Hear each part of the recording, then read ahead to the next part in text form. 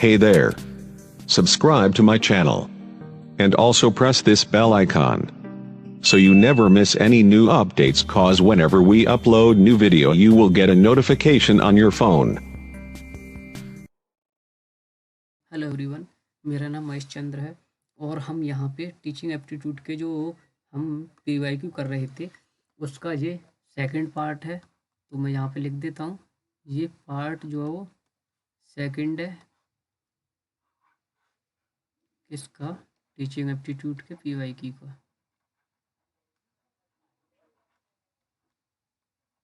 Teaching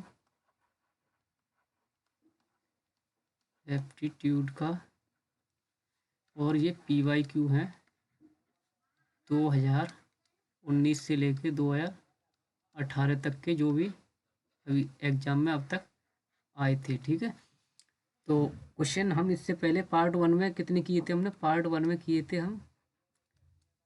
part 1 में हम किए थे 16 क्वेश्चन, और अब ये पार्ट 2 है, इसमें हम जो रिमेनिंग क्वेश्चन है वो करने वाले हैं। तो ये हमारा क्वेश्चन नंबर कितना हो जाएगा, 17 क्वेश्चन नंबर हो जाएगा। तो अभी हम चलो स्टार्ट करते हैं। Which among the following is a cognitive characteristic यानी ऑफ लर्नर, यानी कि हमसे क्या पूछा, कॉग्निटिव। कॉग्निटिव का मतलब क्या होता है, जो लर्नर जो है वो अपने माइंड से अपने आप जो है वो कॉग्निटिव यानी कि अपने माइंड के अकॉर्डिंग सोच समझ के सीखने की कोशिश कर रहा है। तो ये कॉग्निटिव है, तो रिलेटेड टू माइंड हो जाएगा जी।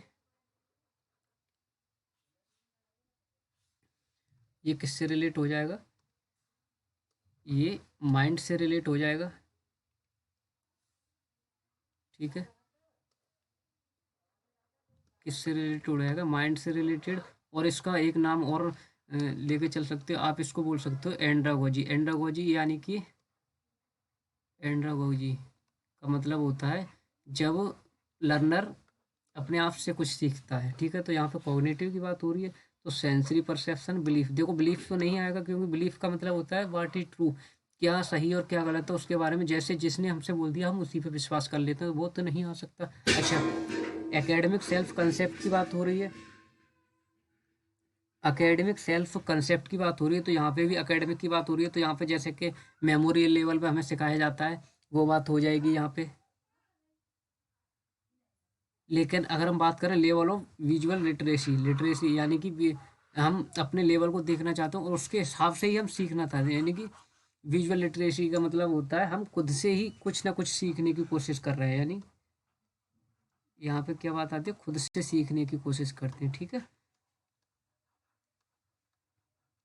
खुद से सीखना, तो वो हो जाएगा हमारा लेवल ऑफ विजुअल लिटरेसी। तो कौन सा हो गया हमारा, कॉग्निटिव कैरेक्टरिस्टिक। नेक्स्ट करते हैं, क्वेश्चन नंबर 17 किया था हमने, तो अभी जो क्वेश्चन नंबर आया हमारा ये आया 18। ठीक है, यहाँ पे से क्या बोला हमसे कि एज ए टीचर, अगर हम teacher you wish to predict the capacity and potential success in your subject, यानी कि पोटेंशियल सक्सेस है हमारे पास हमारे सब्जेक्ट में, योर माइंड पर्पज, हमारे माइंड का पर्पज क्या होता है, इज टू प्रेडिक्ट करना और टू आइडेंटिफाई करना individual who have greatest potential for development Alang along special line और who are likely to profit most by special training, यानी कि स्पेशल ट्रेनिंग की बात हो रही है।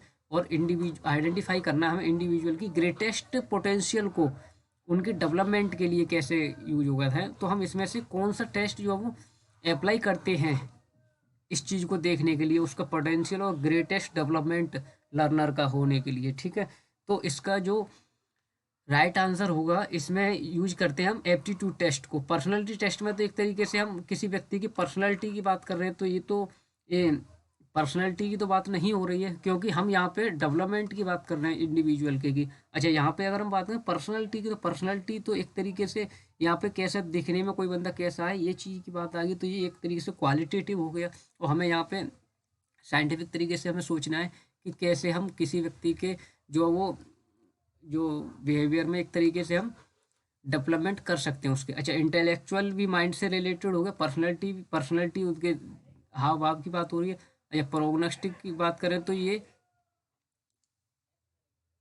एक तरीके से प्रॉब्लम की बात करता है, और लेकिन हम एप्टीट्यूड की बात करें तो यहाँ पर डेवलपमेंट की बात होती है। ठीक है,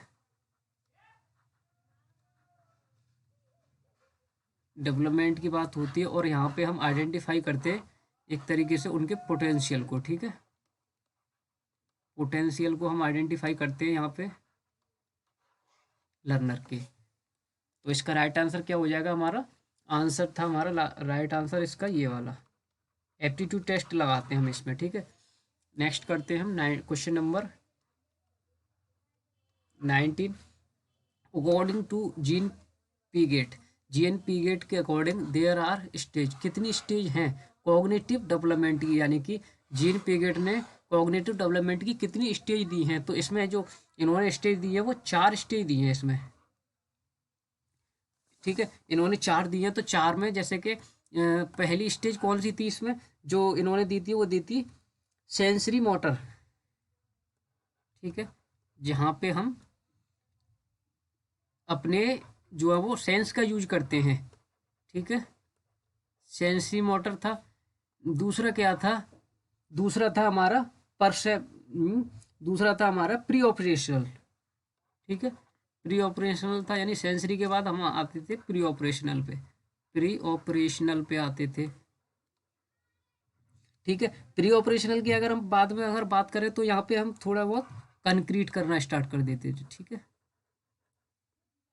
कंक्रीट। और उसके बाद फोर्थ था इसमें हमारा फॉर्मल, यानी कि फॉर्मली हम एक तरीके से खुद से हम सीखना स्टार्ट कर रहे हैं, ठीक है। अच्छा, अगर हम बात करें सेंसरी मोटर की, तो सेंसरी मोटर में जो बर्थ से 2 साल तक सीखते हैं हम, जहाँ जैसे कि हमारी बर्थ हो जाती है उसके बाद कि 2 ईयर तक हम सीखते हैं यहाँ पे, तो वो स्टेज हमारी सेंस की आती है, सेंसरी। और अच्छा, प्री ऑपरेशनल पे बात करें तो हम 2 से 7 साल तक की बात होती है, ठीक है। अच्छा, अगर हम बात करें कंक्रीट की, तो कंक्रीट था हमारा 2 से 7 ये हो गया, तो ये होगा हमारा 7 से 12, ठीक है ना, 7 से 12 साल तक के बच्चों के लिए ये होती है। और उसके बाद अगर हम फॉर्मली तरीके से सीखने की बात करें तो 12 से ऊपर एक तरीके से फॉर्मल स्टडी आ जाती है, जहाँ पे हम फॉर्मल तरीके से सीखना स्टार्ट करते थे। तो कॉग्निटिव डेवलपमेंट की जो स्टेज दी थी 4 स्टेज दी थी और जीन पीगेट ने दी थी, ठीक है। तो ये sensory perception, sensory motor, pre operational, concrete और फॉर्मल हो गया, ठीक है। आई होप आपको समझ आया होगा। नेक्स्ट करते हैं हम 20 नंबर क्वेश्चन। अच्छा, जॉन डेवी ने जो एक्सप्लेन किया था school as an institute, John Dewey ने बोला था कि जो स्कूल होता है वो institute and education as a process, किस चीज़ का प्रोसेस है। तो जॉन डेवी ने जो बोला था वो बोला था इन्होंने एक तरीके से सोशल तरीके से सीखते हैं हम यहाँ पे, लर्निंग बाय डूइंग बोला था इन्होंने, एक इनका ये भी कंसेप्ट था, लर्निंग बाय डूइंग इन्होंने दिया था। लेकिन जो हमें जॉन डेवी ने एक्सप्लेन जो किया था इंस्टीट्यूट और एजुकेशन लेवल की प्रोसेस की कैसे हम सीखते हैं, तो एक तरीके से इन्होंने बोला था सोशल तरीके से सीखते हैं हम, ठीक है, सोशल तरीके से सीखते हैं हम। तो इसका राइट आंसर क्या हो जाएगा हमारा, ऑप्शन नंबर बी। नेक्स्ट करते हैं 21 question. Who among the following purpose, यानी कि propose the theory of multiple intelligence, multiple theory जो इसमें से किसने दी थी, मल्टीपल थ्योरी किसने दी थी इसमें से, तो जो मल्टीपल थ्योरी दी थी, ये क्वेश्चन तो एक ऐसे होते हैं, मान लीजिए कि जैसे दे रखा है हमें थ्योरी किसने दी है कितने, तो वो तो हमें एक तरीके से रटना होता है, तो इसमें तो कुछ याद करने के लिए नहीं होता है।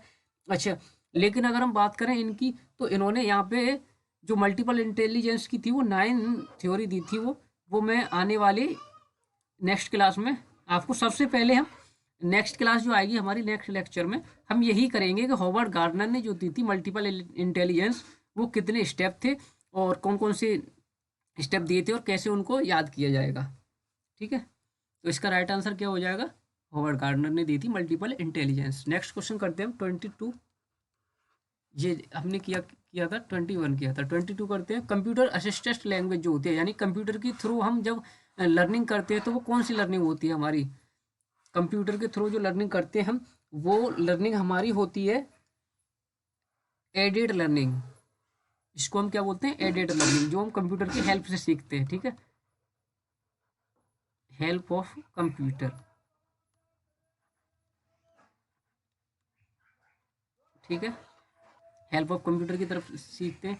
अच्छा, नेक्स्ट हम आते हैं जुलाई 2018 के PYQ जो है, ठीक है, जुलाई 2018 में जो आए थे, तो हमें यहाँ पे क्या आइडेंटिफाई करना है, following set statement best describe करती है nature and objective of teaching के, यानी कि नेचर और ऑब्जेक्ट बताती है हमें टीचिंग के क्या क्या नेचर और क्या क्या ऑब्जेक्टिव हैं। तो जैसे teaching are learning are integrally related, क्या टीचिंग और लर्निंग आपस में एक तरीके से रिलेटेड है। देयर इज नो डिफरेंस, इनमें कोई डिफरेंस नहीं है टीचिंग और ट्रेनिंग में। टीचिंग और ट्रेनिंग में डिफरेंस है क्योंकि टीचिंग जो होती है एक तरीके से हम उनको सिखा रहे हैं, कुछ भी फॉर्मल तरीके से या इनफॉर्मल तरीके से हम सीख रहे हैं। लेकिन अगर हम बात करें ट्रेनिंग की, तो ट्रेनिंग एक तरीके से होती है फॉर्मल, यानी कि स्पेसिफिक होती है। ये एक तरीके से स्पेसिफिक होती है। ये स्पेसिफिक यानी कि कोई चीज़ के बारे में, स्पेसिफिक चीज़ के बारे में ट्रेनिंग देना। तो ये तो यहाँ पे बोला नो डिफरेंस, तो बी ऑप्शन तो नहीं आना चाहिए क्योंकि यहाँ पे डिफरेंस होता है इसमें। तो बी यहाँ से भी कट जाएगा, बी यहाँ से भी कट जाएगा। अब हमारे पास जो ऑप्शन बचती हैं वो बचती हैं ए, सी, एफ और डी, ई, एफ बचता है। नेक्स्ट करते हैं हम इसमें, नेक्स्ट करते हैं कि concern for all teaching is to ensure some kind of transformation of in student, यानी कि टीचिंग का पर्पज केवल यही होता है कि सम काइंड ऑफ कुछ तरीके की हम इंफॉर्मेशन को स्टूडेंट तक ट्रांसफर करते हैं। अच्छा, all good teaching is formal in nature, क्या सारी की सारी टीचिंग जो होती है फॉर्मल नेचर की होती है। टीचर जो वो सीनियर पर्सन होना चाहिए, ये तो गलत हो गया क्योंकि टीचर की जरूरी नहीं है कि सीनियर पर्सन ही हो टीचर। तो यहाँ से हमारा ई भी कट गया, ठीक है। यहाँ से बी कटा, यहाँ से ए कटा, तो हमारे पास ऑप्शन क्या बचता है, ऑप्शन नंबर हमारे पास एक ही बचता है। अगर आपको सारे ऑप्शन के बारे में नॉलेज नहीं है तो कुछ ऑप्शन को आप एलिमिनेट करके भी आंसर निकाल सकते हो, ठीक है। तो इसका राइट आंसर क्या होगा, ए, सी, एफ। ए का मतलब क्या था, टीचर और लर्निंग जो होता है इंटीग्रली रिलेटेड है, कि टीचिंग और लर्निंग एक तरीके से रिलेटेड ही होती है, ठीक है। उसके बाद हम सी ऑप्शन की बात करें तो सम काइंड ऑफ इन्फॉर्मेशन को हम स्टूडेंट तक पहुंचाने की कोशिश करते हैं, तो ये भी सही हो जाएगा हमारा ए और सी। उसके बाद एफ की बात करें हम तो टीचिंग जो है सोशल एक्ट है, वेरे लर्निंग जो होता है पर्सनल एक्ट होता है। लर्निंग की तरीके से हम अपने हिसाब से सीखते हैं और टीचिंग क्या होता है, एक तरीके से सोशल एक्ट होता है, ठीक है। अपने अपने तरीके से सीखते हैं हम यहाँ पे, ठीक है, हिसाब से सीखना।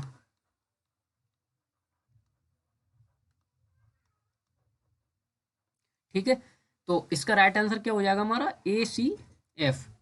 नेक्स्ट करते हैं हम, ये कौन सा क्वेश्चन नंबर था हमारा, जुलाई 2018 का, ये 22 हो गया हमारा।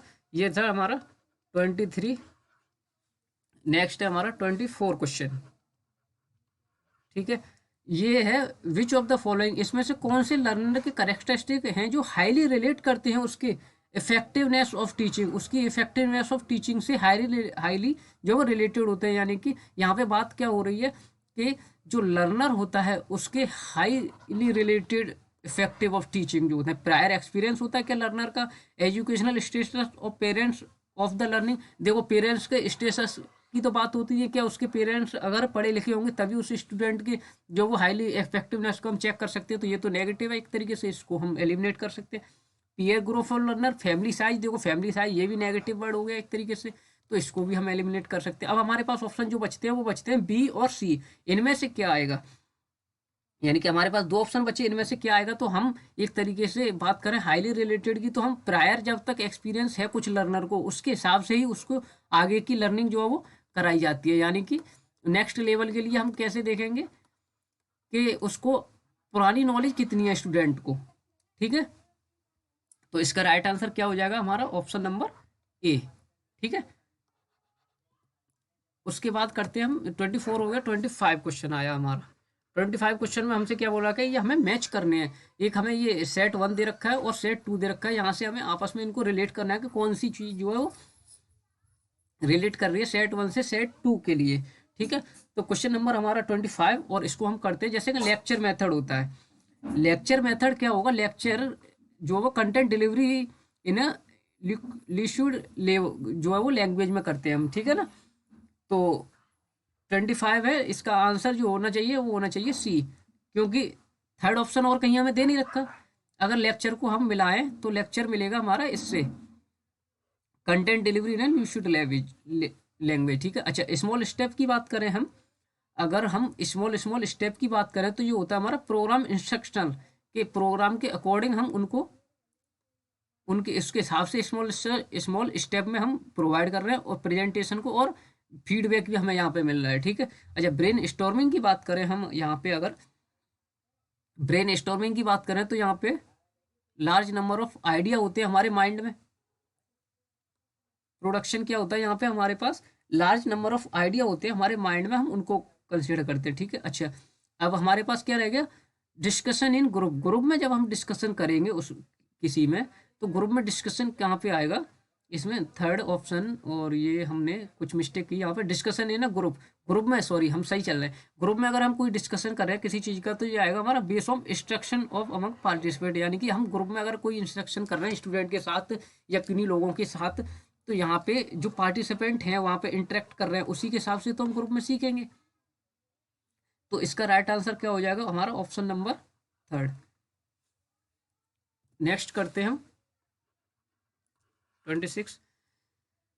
एक फ्रॉम द लिस्ट दे रखी है हमें, एवेल्युएशन करना है हमें, procedure given the below identify करने those which will be called formative evaluation. देखो फॉर्मेटिव एवेल्युएशन का 2019 से अगर हम लेके चलें,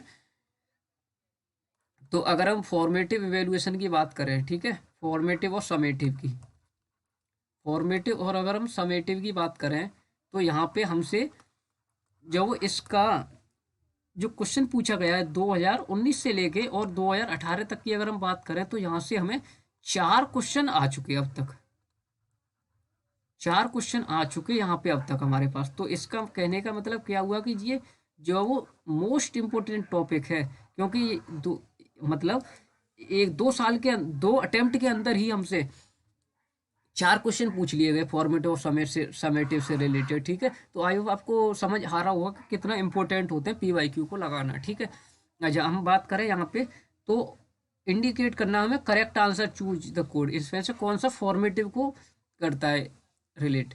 as a teacher award grade to student after having transact the course work के बाद जब हमें अवार्ड दिए जाते हैं उसकी बात हुई है। During instruction with the student in classroom, देखो जो हमारी फॉर्मेटिव होती है वो ड्यूरिंग द क्लास होती है, तो एक तरीके से ये क्वेश्चन जो ऑप्शन नंबर बी है वो आना चाहिए। तो बी कहाँ कहाँ पे आ रहा है, कहाँ पे नहीं आ रहा, उसको काट देंगे। देखो बी यहाँ पे नहीं आ रहा, तो हमारा ये ऑप्शन जो है वो बिल्कुल कट जाएगा, क्योंकि यहाँ पे बी है ही नहीं और बी तो आना चाहिए।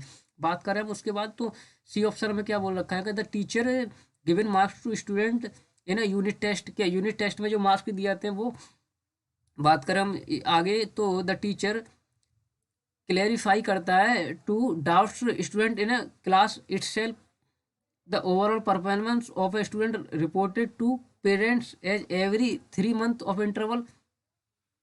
The learner motivation is raise by the teacher through the question answer session. हाँ, क्वेश्चन आंसर सेशन जरूर होता है, क्योंकि ड्यूरिंग द टीचर जो क्लास होता है तो इसमें क्वेश्चन आंसर सेशन भी होना चाहिए। तो बी के साथ हमें एफ भी मिलना चाहिए। तो बी के साथ एफ कहाँ पे आ रहा है, बी के साथ एफ लास्ट ऑप्शन में आ रहा है और यहाँ पे तो आ ही नहीं रहा, तो ये भी कट जाएगा हमारा, ये भी कट जाएगा। तो ऑप्शन क्या बचता है हमारे पास, ऑप्शन नंबर डी बचता है। और 26 नंबर का जो राइट आंसर होना चाहिए वो भी ऑप्शन नंबर डी ही होना चाहिए, क्योंकि बी, डी और एफ, एक ये आ जाएगा और एक एफ वाला आ जाएगा। ठीक है, तो क्लैरिफाई करता है doubt in a class, class में जब डाउट को सॉल्व कर रहे हैं तो वो भी हमारा ड्यूरिंग द क्लास हो जाएगा, तो ये भी फॉर्मेटिव हो जाएगा। ठीक है, यूनिट टेस्ट जो आते हैं वो समेटिव आते हैं, याद रखना आप, यूनिट टेस्ट जो आते हैं वो समेटिव होता है, समेटिव इवेल्युएशन जो होता है ना उसमें यूज किया जाता है ये। नेक्स्ट करते हैं हम 27 नंबर क्वेश्चन को करते हैं। तो ऑल टीचिंग जो शुड बी एम, सारी टीचिंग का जो एम होता है वो लर्निंग होता है। All learning resulting from teaching, क्या सारी की सारी लर्निंग जो होती है वो केवल टीचिंग के थ्रू ही मिलती है? कुछ तो हम अपने आप भी तो सीखते हैं, जरूरी थोड़ी है कि किसी के सिखाने से ही हम कोई चीज़ सीखें। तो ठीक है ना, तो ये तो नेगेटिव हो गया कि ऑल लर्निंग जो होती है वो रिजल्ट जो टीचिंग का होता है, तो ये तो गलत होना चाहिए ऑप्शन, क्योंकि सारी की सारी लर्निंग जो वो टीचिंग के थ्रू तो होती नहीं है, कुछ तो हम अपने आप से भी सीखते हैं। अच्छा, जहाँ पे बात कर रहे हैं all teaching should aim to, सारी की सारी टीचिंग का एम तो होता है लर्निंग करना, बट अगर हम बात करें सारी की सारी लर्निंग टीचिंग का रिजल्ट होती है, वो गलत होना चाहिए, वो तो गलत बात हो गई ना। तो इसका राइट आंसर सी होना चाहिए कि ए तो, यानी कि 27 number right answer C, A true R is false. R false क्यों हुआ कि ऑल लर्निंग जो है रिजल्टिंग फ्रॉम टीचिंग, हाँ ए तो सही होना चाहिए ना, हमने यही तो बताया यहाँ पे कि ए सही होना चाहिए। तो इसका राइट आंसर क्या हो जाएगा हमारा, ऑप्शन नंबर सी। ठीक है, क्वेश्चन नंबर 28 पे आते हैं हम।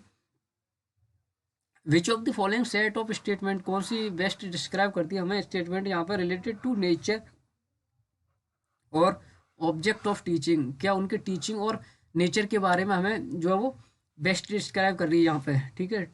Teaching and learning are integrally related, teaching और लर्निंग जो है वो रिलेटेड होती है। There is no difference teaching, जी हम क्वेश्चन रिपीट हुआ है यहाँ पे कि टीचिंग और लर्निंग में कोई डिफरेंस नहीं होता, डिफरेंस होता है तो यहाँ पे बी तो नहीं आना चाहिए, बी यहाँ पे भी आ रहा है, बी यहाँ पे भी आ रहा है, ये भी कट जाएगा हमारा। Concern for all teaching and some kind of information, ये होता ही है और इसमें, ठीक है, तो ये तो होना चाहिए। ऑब्जेक्ट क्या होता है हमारी टीचिंग का, सारे के सारे के some kind of information student तक पहुंचाना, तो सी आना चाहिए, सी यहाँ पे आ नहीं रहा तो ए सी एफ इसका राइट आंसर हो जाना चाहिए, क्योंकि रिलेटेड टू टीचिंग होता है।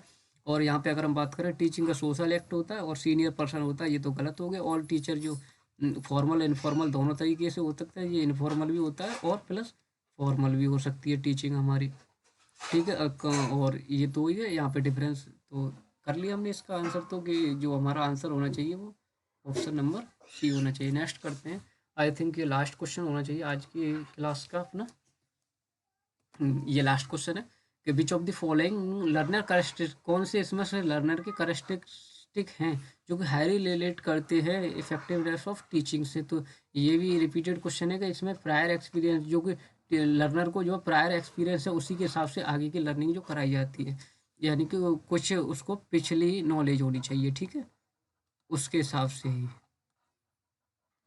पिछली जानकारी के हिसाब से ही हम आगे की लर्निंग जो है वो कराते हैं स्टूडेंट को, ठीक है।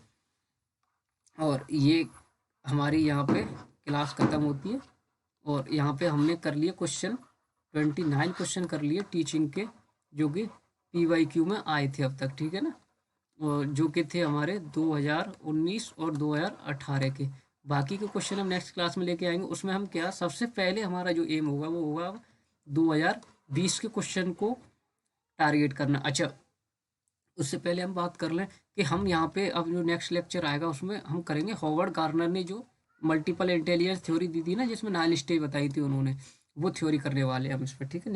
नेक्स्ट जो लेक्चर आने वाला हमारा, तो आई होप आपको लेक्चर समझ आया होगा, अच्छा लगा लेक्चर हमारा, तो लाइक कीजिए हमारे चैनल को और वीडियो को लाइक कीजिए, चैनल को सब्सक्राइब कीजिए और कमेंट कीजिए वीडियो के नीचे कि लेक्चर आपको कैसा लगा, और अपने दोस्तों तक इसको ज़रूर शेयर कीजिए जिससे कि उनको भी एक तरीके से इस वीडियो का एडवांटेज हो सके। Thank you so much.